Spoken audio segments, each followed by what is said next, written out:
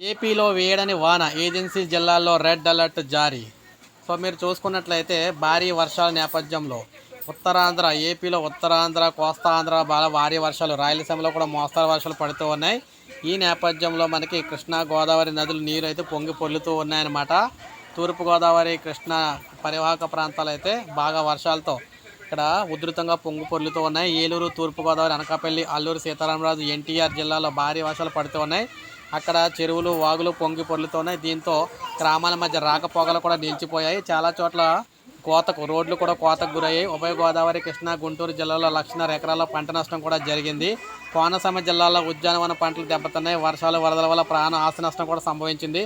తూర్పుగోదావరి జిల్లా కొవ్వూరులోని నీటి మునిగి యువకుడు, అల్లూరు సీతారామరాజు జిల్లాలో ఇల్లు కూలి ఒక మహిళ, కృష్ణాలోని ఓ వృద్ధురాలు చనిపోయారు. గోదావరి జిల్లాలో అలజడి. ఇక్కడ తూర్పుగోదావరి, ఏలూరు జిల్లాలో కూడా చాలా గ్రామాల్లో వరద ప్రభావం కారణంగా మనం చూసుకున్నట్లయితే మొత్తం అంతా కూడా దీని ప్రభావం అయితే ఎక్కువైంది. తూర్పుగోదావరి, ఏలూరు జిల్లాలో 3 చోట్ల పునరావాస శిబిరాలు కూడా ఏర్పాటు చేయడం అయితే జరిగిందనమాట.